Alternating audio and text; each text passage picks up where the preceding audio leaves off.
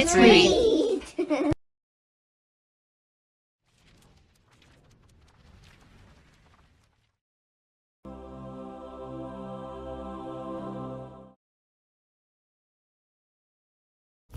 Otis and the Puppy by Loren Long. It was springtime on the farm when the friendly little tractor named Otis lived. The flowers bloomed, the trees were filled with leaves, and the farm buzzed with the joy of a new season. There were fields to plow and crops to plant, and Otis was right in the middle of it all, working hard, puff, puff, puffity puff. When the workday was over, Otis, the little calf, and all their farm friends loved to play hide and seek. Otis loved to be it, counting 1 putt, 2 putt, 3 puffity puff, 4, as his friends ran to hide. Even the puppy. When he reached 10, it was game on, and Otis motored here and there looking for his friends. He found the little calf hiding in a deep thicket of wild flowers. He found the ducks hiding in mud pond. And he found the bull hiding in the haystack. Otis and the animals would play until the sun disappeared behind the trees, making sure to be home before darkness fell.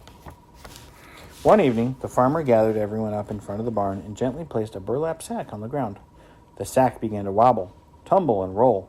It sat up, stretched to the sky, and went, "Ruff, ruff, ruff, ruff." What could be in there? And then out popped a little head. A puppy.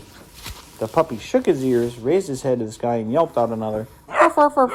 Then he burst out of the sack and romped around, greeting everyone with wet kisses. He wriggled from head to toe, and his spotted tail wiggled, waggled, wiggled, waggled. The farm animals smiled as they watched their happy friend. And then as quickly as he jumped out, he'd wobble over to Otis, leaned on his tire, yawned, slouched, and plopped to sleep. He is very cute. The farmer put an old doghouse in front of the barn, scooped up the sleepy puppy, placed him in his home, and said good night. Otis the calf and all the animals filed into the barn for a good night's sleep. Otis yawned, nestled into his stall. He was thrilled to have the little puppy on the farm, and he smiled as he drifted off to sleep. Puff, puff, puffy, zzz. All of a sudden, he woke in a pitiful whimper. The whimper turned into a whine, and a whine into a yelp. It was the puppy. It was dark as midnight. Otis took a deep breath, clicked on his headlights, and putted out to the doghouse, where he found the puppy trembling with fear. He was afraid of the dark. With a chuff, Otis invited him to the barn, where the puppy curled up and fell fast asleep. From that night on, the puppy would slink from his doghouse into the barn with Otis, where he would feel safe.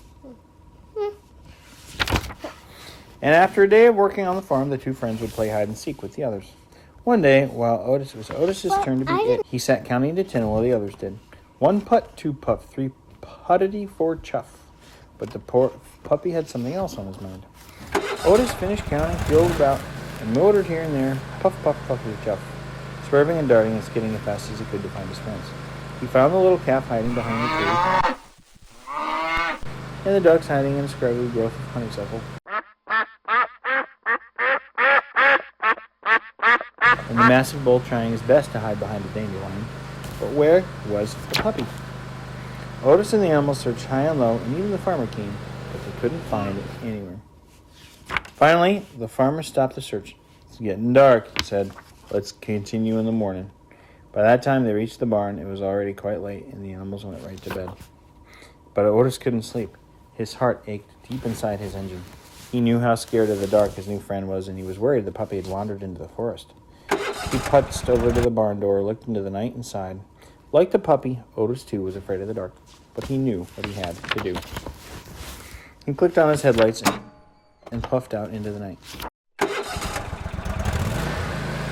Just inside the forest, Otis stopped dead in his tracks. The sounds of the night crackled, thumped, and croaked all around him.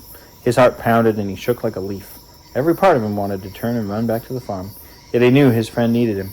He closed his eyes and began to count. 1 putt, 2 putt, 3 puttity, 4, chuff.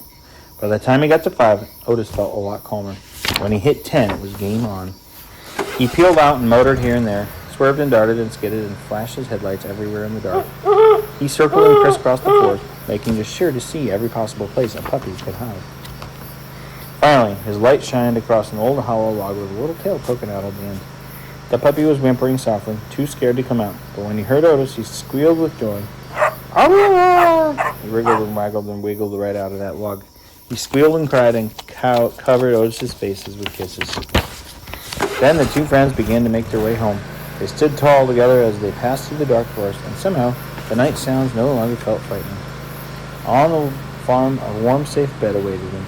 Before long, a new day would arrive, full of bright sunshine, work, and play.